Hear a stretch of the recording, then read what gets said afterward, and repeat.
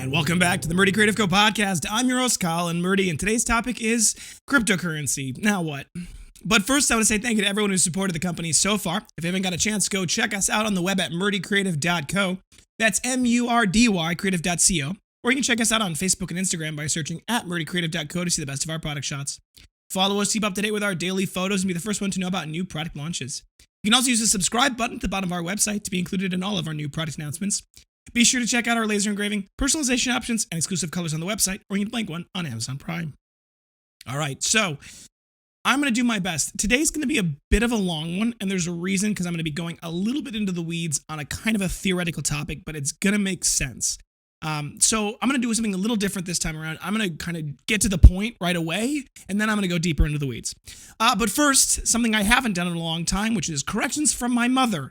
The part of the show where I clarify statements my mother thought were confusing or misleading. So, my mother, as some of you may know, is an avid listener of my podcast. Hi, Mom. Love you. And she sometimes sends me things that she thinks I should mention. So first, from my mother, Dad was going to a Lutheran church when I met him. It was his choice to be Lutheran, not my influence. All right. That was good.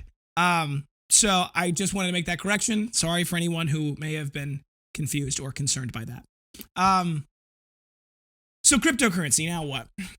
Many of you know that one of the big reasons why we made the initial foray into switching to Shopify, why we originally looked into it, was because Wix wasn't really going to be able to take cryptocurrency, and I wanted to take cryptocurrency, specifically PIVX, or PIV. PIVX is the name of the coin. PIV is the coin itself. It gets weird, but so one of the things that we've done now is we've set up the website. It's good to go. We can take cryptocurrency payments on like everything. That may not always be the case. Currently, we accept, 170 coins or something like that. It's this exorbitant list of coins that we accept.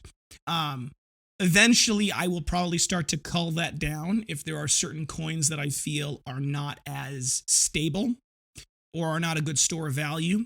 The current processor we're using to process those payments is a company called coinpayments.net. They supply a lot of great coin options, and we as a company have the ability to convert those coins automatically either into a different coin, like think stable coins, or we can convert it directly into a fiat currency like US dollars and things like that. So I may or may not limit the coins. I may just set it up so that certain coins that I think are not good stores of value will automatically change out to a different cryptocurrency or to a fiat. That may or may not happen there. So now that we accept these cryptocurrencies, I just got to get the word out there that we can take them, and we got to work on convincing people to use them. And you may say to yourself, well, why, Colin, would you as a business owner want to encourage people to pay with cryptocurrency? And the answer is because then I don't have to pay the credit card companies 3%. That's right. If you didn't know this, and this may not be something you knew, every time you swipe a credit card, the company you're swiping at has to pay the credit card companies usually about 3% after it's all said and done. It's something like 2.4% or 1.9% or whatever, plus 30 cents on top of that, which often, depending on how much you're buying, can increase it just a little bit to be 3%, right? Now, that's a lot of money when you add up everything in the big picture. 3% of our annual rent earnings is a lot of money. And in some cases, it can be a lot more if it's international currency transactions, right? If someone's using, for example, PayPal on our website, and they are in a different country and they're converting euros to dollars to buy our stuff, we pay PayPal an exorbitant fee for those transactions. So if you use a cryptocurrency, you pay the fees of that cryptocurrency. Now, in our case, because we're using coin payments, we pay 0.5% on any coin. That's our transactional costs. Now, that's high for some and low for others, right? But for us, I like the fact that I can just kind of bank on that being the case. So as our current situation states, we definitely want to encourage people to use cryptocurrency. I also think it's a better store of value, but that's where we go into the weeds. So now we take cryptocurrency, we got to convince people to use it, and we take a bunch of cryptocurrencies. So I think it's frankly just a matter of getting people to know about it and interested in it. And, that's tricky because there's a lot of pieces about cryptocurrency, and a lot of the people who have all the money to spend don't trust cryptocurrency. And there's an interesting kind of story about that. So that's the short version. I'm going to go into the weeds now. I had a family member actually, who is a friend, I should say, contact me and ask me to explain cryptocurrencies to him. He's a little bit of the older generation. He's over 50. But he's a smart guy, good guy, and I like talking with him. And I could tell when he was asking the question that he really wanted to understand this because he understood that it was a topic that was coming up more and more frequently. And I think it will continue to come up more and more frequently. Cryptocurrency is a bit of a complicated topic. It's also not, but it is. And I can go into a little more details. I'm going to try to make this interesting for those of you who know everything about cryptocurrency as best I can. And I'm going to try to make this interesting for those of you and understandable for those of you who have no idea what cryptocurrency functionally is. But to do that, I got to go back a little bit further into theory. The theory is money. Money is a concept we all just take for granted. We don't think about it. It's not part of we think about money, but we don't think about what money is or how it works fundamentally. And that's a great thing, right? It's nice to not have to worry about things like that, to just take those baseline things and just assume that they're going to work. But we need to understand what money is and what its purpose is. Money has been around since the dawn of humanity. It's something that's it takes on many forms, whether it's coins or rocks or shells or paper or whatever. It takes on many forms. Functionally speaking, money is just a store of value. You give up your time, you give up your possessions, you give up something, and you get that value back in a store of some kind. Now, historically speaking, money's taken on a lot of forms. You may wonder why, and why do some forms, like coins and paper and things like that, why do they last where others don't? Think like chickens. And it's actually a relatively straightforward point. You have to go kind of from the most apocalyptic, primitive version to where we are now, and you can kind of see the evolution. In a primitive apocalyptic scenario, you want the store of value to have a tangible use beyond the store of value. For example, the barter system. If I'm going to trade you something for your value, for your time, I might trade you chickens or bread or something like that, something that you can consume and use. Right? Because it has value for its use. Not necessarily it has value because it's just valuable. It has value because of its use, right? Another good example is like coffee beans, right? And I use those I'll come back to the coffee bean example in a second, but coffee beans are arguably actually a really good store of value. They're stable, particularly when we're talking roasted coffee beans, right? They're stable. They are small and lightweight. You can carry a lot of them, and they're not going to require additional things like if you're trading chickens, they require to be fed, right? Like things like that. So they're actually relatively good stand-in for what a primitive money might look like. The problem with a currency or a store of value that has inherent use is that you then have to balance its actual use when you're looking at transactions. And I'll give you an example of that. When you are looking to go buy lunch as a person right now in the modern world, you think to yourself, okay, do I want McDonald's or do I want KFC or do I want, Panera or whatever? And you think about what you could buy for lunch at those different places, right? You get a burger or a pizza. I'm just going to, for the simplicity of this example, I'm just going to leave it to those two. You can either get a burger or a pizza, right? Now, the currency in that equation, considering that if you think of those two things as having the same cost, right? You can spend $2 on a burger or you get a $2 slice of pizza, right? Just for this example. The money in that equation actually is irrelevant to the decision, right? The usefulness of the money beyond its $2 value, right? It's not part of the equation. It's either the burger or the pizza.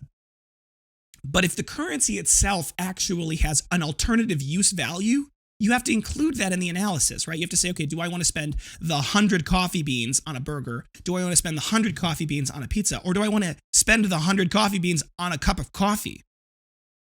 So you see how the equation starts to change when the currency itself has value. You have to take into the currency's inherent use into the equation. And it makes it more complicated. And for the purposes of day-to-day life, making things less complicated is better. So, and also, there's another problem with currency being consumable like coffee beans.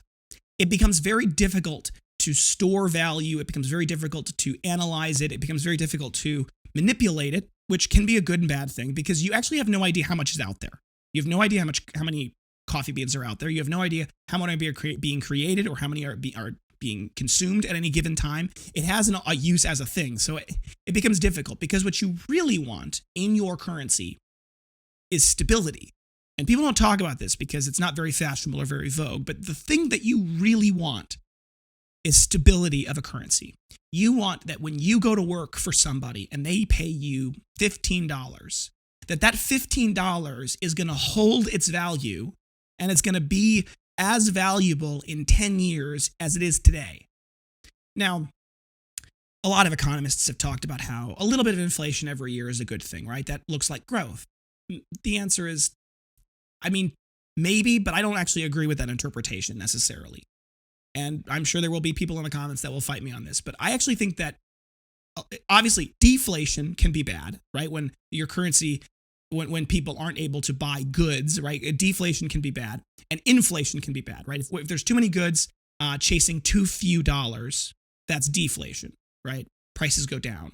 And if you have too many dollars chasing too few goods, the prices go up. That's inflation, right? I actually think that right in the middle with nothing is the better version of the two, but people will disagree with me on that. I frankly think the Fed thinks that 2% inflation is a good number because they like to make 2% inflation, and that's easy for them, right?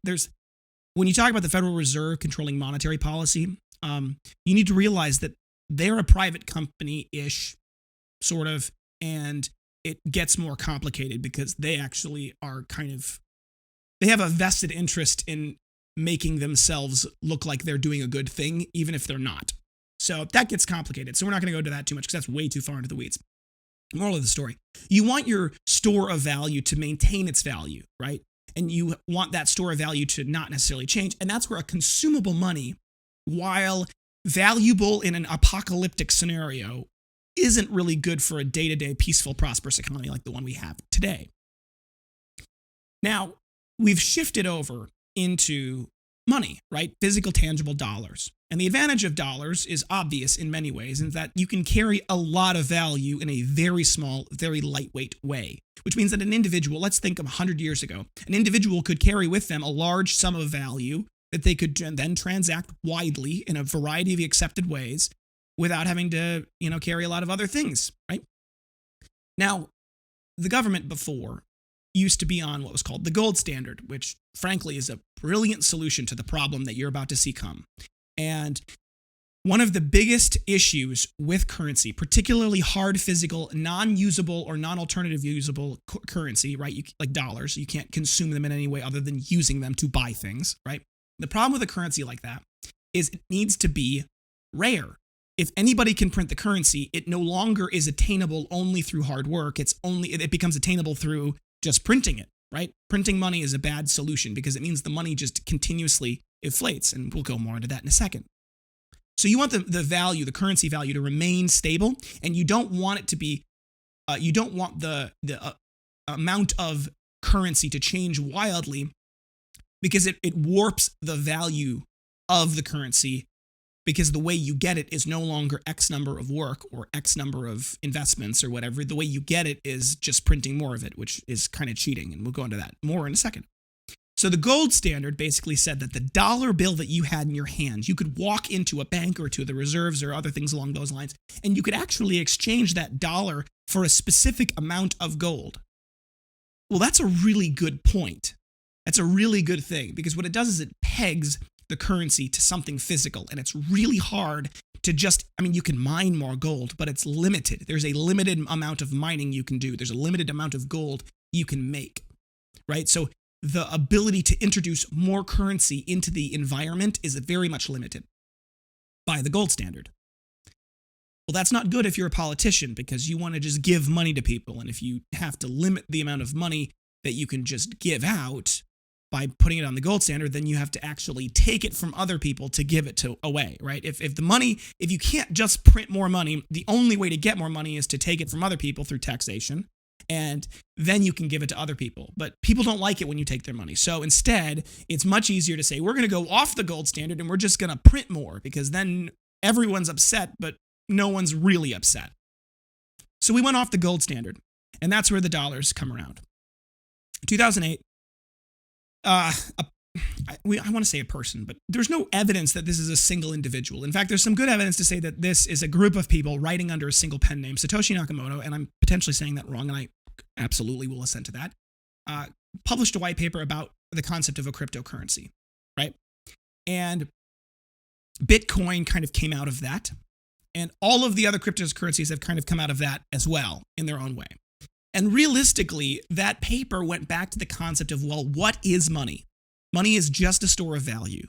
Now, the reason why we think the dollar has value is because the US government says it has value, and we as a society have said, yeah, we'll go with that. But that doesn't necessarily mean it is true, right? It's not backed in anything physical, and it's not backed in anything tangible. And the problem that we're facing now, and this is also, it's interesting that it came out in 2008. I don't think it's a coincidence.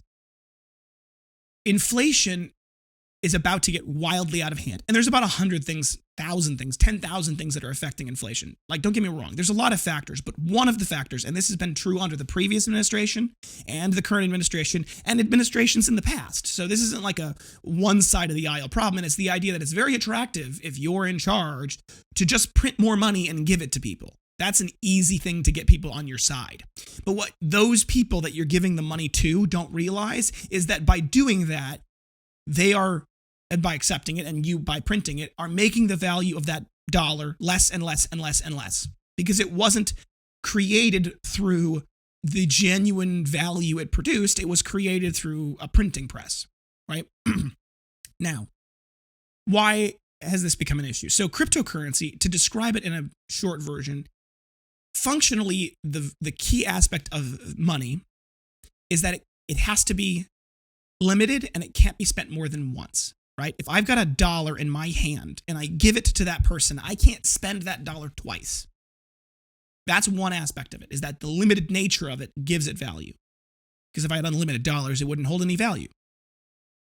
So one aspect of that is you need to create a technique, a tool that limits people to spending the currency only once at a time, right? The Bitcoin, the Satoshi, only once at a time. So you need to create a way that there are ledgers, right? You need to create a way for me to have a wallet and you to have a wallet. And if I give you money, it goes into your wallet and it comes out of my wallet, and I can't spoof my wallet to have more money. I can't just invent more money in my wallet. That's where the blockchain comes into effect and the cryptocurrency. Now, as I was explaining to this individual who I'm a big fan of, and he was struggling a little bit because, and I realized why. He's used to having dollars in his pocket. Seriously, he's used to having physical dollar bills in his wallet. And he's used to paying for things with those physical dollar bills. So in his mind, currency is still physical. Dollars are still physical. And I realized that why the millennial generation in many ways is getting better at accepting cryptocurrency, and people like Gen Z are very good at accepting cryptocurrency as a tool, is because we don't use physical dollars very much at all anymore. Genuinely. I can't remember. I think the last time I had an actual dollar in my pocket was probably 10 months ago, maybe longer. I don't carry physical cash with me, ever. If I need to buy something, I'll either use my credit card or my debit card, or I will Venmo someone, or I'll pay with it with PayPal, or I'll use my phone and my Apple Pay, and I'll pay with Apple. I never deal with physical money anymore. Even if I have to give money to my friends, I don't give them physical money. If they buy lunch for me and I'm paying them back, I'll send them money via Venmo, or PayPal, or Cash App, or Zelle, or any of the millions of options out there that allow me to instantly transfer that money from my banking account to theirs without ever having to see physical money. So I'm used to, and many of my friends and many in this generation are used to never experiencing physical money, not using it pretty much ever. Well, you can see why it would be easier for us then to accept Bitcoin or other cryptocurrencies as a valid form of transaction, because it's just as real to us as dollars are, meaning it's not physically real at all. It's all virtual. Now, why that matters is because with people inherently in the older generation don't trust the idea that they couldn't put money under their mattress, right? Physical dollars under their mattress. The lie, though, is that if you put that money under your mattress, someday you'll be able to use it in an emergency to buy something. And the answer is, if they inflate the currency to high heaven, you won't, right? If you put $100 under your mattress today thinking that, you know what, that'll buy me a couple of meals, maybe a bus ticket or an airplane ticket if it's really cheap, and I can get somewhere. I could buy a couple of tanks of gas if I needed to, depending on what car you drive, right? With $100, that's what I could do. In 10 years, I doubt you'll be able to buy a burger with that. right? At the rate of inflation, at the way that they're inflating the currency, the way they're printing the currency, it's going to be crazy if you can do that, right? So the idea that that physical store of value is in somehow is a good safety mechanism is actually a lie that the government is continuing to try to tell you, because they don't want you to pay attention to the fact that inflation, particularly at the rate that they're doing it by printing money, is horrible for everybody across the board. It steals money out of everybody's bank account by making the value of that dollar less, right? It also is a way that they're going to deal with it. That's the only way that they can get out of this stupid debt. The government has been spending at absurd rates, huge deficit spending, which means that the U.S. debt is trillions and trillions and trillions, tens of trillions of dollars. Well, the only way so that they can get out of that debt, other than some very serious austerity measures for a long time that's never going to happen, would require them to make it so that $27 trillion is what it costs to buy a burger, right? That's how they're going to fix that. Now, it's a terrible plan, and it goes horribly every time it happens, but that's the best they've got. So the thing about Bitcoin, though, and the reason why cryptocurrencies in general function so much better, and why they're so attractive to our generation and to the generations after us, is that the way new currency is created, the way new Bitcoins get made, mined, created, is limited and specific and unchangeable without, they're not unchangeable, but it's basically unchangeable. It would require over half of the community that is using Bitcoin to agree to the change. And at this point, the size of it makes that very unlikely. So now you're looking at something where the currency itself isn't something where the president can just say, let's just print more money. You can't do that. The currency, because of the way it's built, because of the way it functions, can't really be artificially inflated through some arbitrary means. It grows at a specific and predictable rate, at a certain rate of time, and there's no way to really alter that. Now, there are a lot of different coins out there, and all of the different coins have their own method of doing that, right? I've talked about PIVX in the past, how it uses a proof of stake and reward system to do it. And for example, Bitcoin, there is an actual limit to the number of Bitcoins that will ever be mined. 21 million Bitcoins are the only number. There will never be more than 21 million Bitcoins, except for if some miracle happened and they were able to get everyone to agree to change it, but that's never going to happen. Whereas, which is why I actually think that Bitcoin is not necessarily a good transactional medium. There's a lot of other reasons, but that's not a good one. Something like PIVX, which is there's only going to be a certain number of coins made every year, and that's a limited number, and that does not change, right? That's the kind of thing that makes more sense to me for a transactional medium, is something that does grow and has the ability to grow, but at a specific and predictable rate. These are all tools and part of this, but the point of cryptocurrency, the reason why it is so attractive, is a couple of reasons. One, it meets all of the parameters of what money is supposed to be. It is transactable. Eventually, it will become widely accepted, right? That's the natural course of this. It has low transaction fees, right? Which is a big part of this. It is secure. It is something that does not necessarily have, it's hard to steal, I should say. It's hard to transact it without approval and permission. And I think the most critical, important piece of it is it's not controlled by a central authority. There's no government that's printing more Bitcoin. It's the currency itself. It's the code. It's the lines of code in the currency that generate more Bitcoin. And it can't really be changed. Unless, obviously, like I said, over half of the people agree, and there's millions and millions and millions and millions of people that use this. So that's unlikely. Moral of the story, I do think that cryptocurrency will be the wave of the future, because my generation doesn't even think of money as a physical thing anymore at all anyway. I mean, we do a little bit, but not really.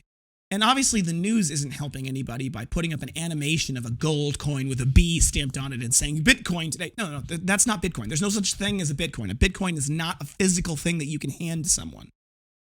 It's numbers on a phone or numbers in a computer. And you may say to yourself, well, that's not money. Well, what do you think your bank is? What do you think a credit card is? It's just numbers on a computer, right? And you may say, well, I could go get physical dollars. Yeah, but you can't really. The banks limit how much money you could pull out in a single day. And even if you did pull all that money out, It wouldn't be very valuable in 10 years. So realistically, what are we trading for cryptocurrency? Like, what's the trade-off? Cryptocurrency, the trade-off is this. There's no physical aspect to it, right? So you give up that physical nature of it. But what you get in exchange is a currency that isn't able to be artificially inflated by the government. Well, that's a trade I think most people are going to be willing to make, because it's way better from an investment standpoint to invest in something that is unlikely to artificially inflate and something that is still functionally usable, and at the same time doesn't really require you to give anything up that you wouldn't already be giving up. Because nobody makes $1 million deals in cash unless you're a drug dealer, and even then, most people don't do it then. So this is where I think we will see cryptocurrency change the world, change the future. It's going to happen, right? And there's a lot of people that are saying, well, a lot of governments are like, well, how do we stop this, right? Because obviously it ruins their monopoly on making money, which is kind of a weird, ironic twist to it. But they may say, how are we going to stop this? And there's a lot of governments out there that are trying to stop it. There's a lot of people out there who don't like it. There's a lot of big name, big players, famous people who are against it. They're not going to win. They're not going to win. The same way that VHS tapes couldn't win against DVD players.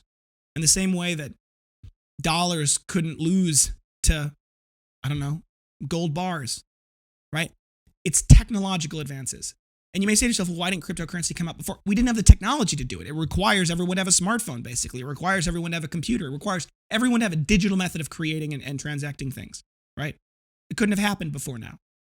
But now that it's happened and now that it's been created, there's no putting the genie back in the bottle. Even if governments outlaw it, it's not going to change anything. There will still be people that will use it. There's going to be a lot of people that are going to be using it. And there's a lot of people that are going to be using it quietly and privately behind the government's back, because when it comes down to it, it's so much better. It is so much better.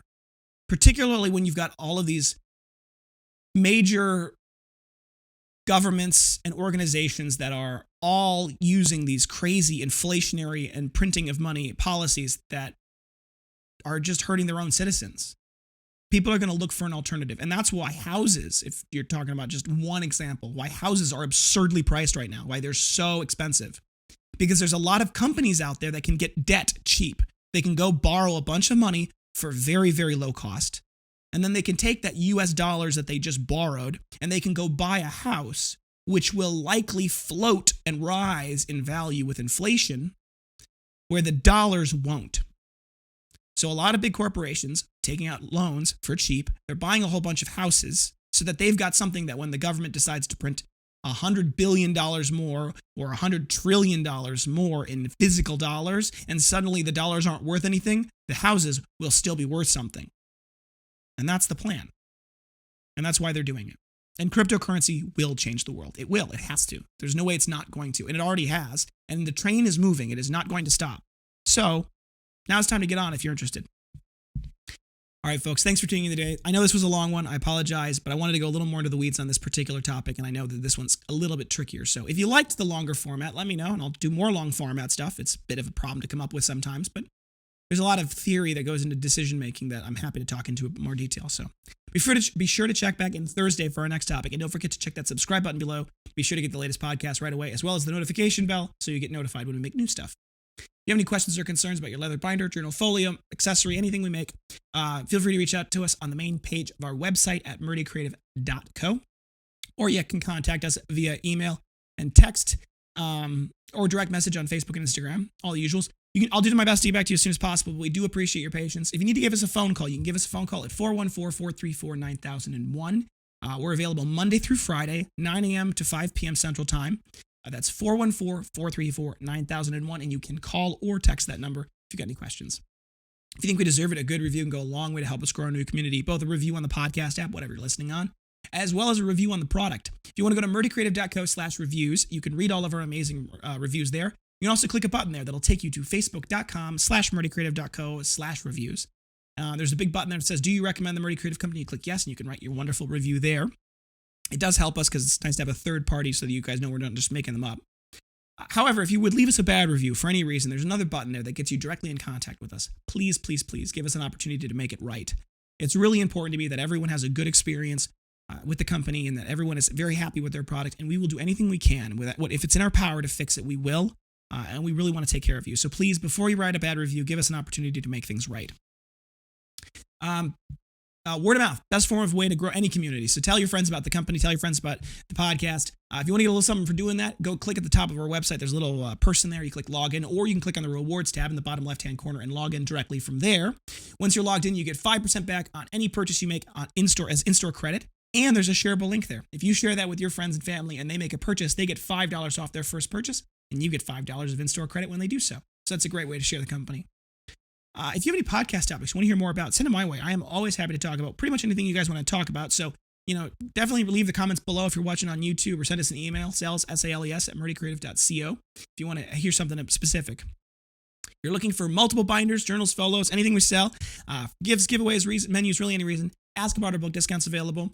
If you want, the bulk discounts are now built directly into the website. So if you're you just want to take care of it yourself and you don't want to ask, feel free to just put all of the number that you want in your cart, and the bulk discount will automatically be applied. Minimum order quantity for bulk discount is 5, and that's either 5 of one thing or 1 of 5 things. So you can just mix and match. It's just based off the total cart quantity. And you can just add as many as you want, and however many you add, the system will adjust and give you the appropriate bulk discount. If, however, you are curious and you want to know more about what the discounts are specifically, and you're trying to figure out what the right number to order is because you're a company or whatever, you can send us an email, sales@murdycreative.co. Additionally, if you want to get a custom engraving, we have no minimum order quantities and no setup fees. It is a simple, flat fee, normally $15. You can go up a little bit, sometimes $25, if it's really, really large or it covers the whole cover or whatever. But for the most part, it's normally $15, and we could just make just one of them. So if you want just one with your company logo on it, we can make that. If you want a whole bunch, though, the $15 engraving fee per book is actually pre-discount. So if you want to buy a whole bunch of them with the engraving, it can actually be a lot less than that $15 per book. So if you're interested in that, reach out to us, sales@murdycreative.co, or there's a button on the top of our website. If you go to specialty and there's a first one there, custom/bulk orders. They've got more details there about lead times and what we need and all those other good things. So check that out if you're interested. Thank you guys so much for tuning in. Have a great day, and goodbye.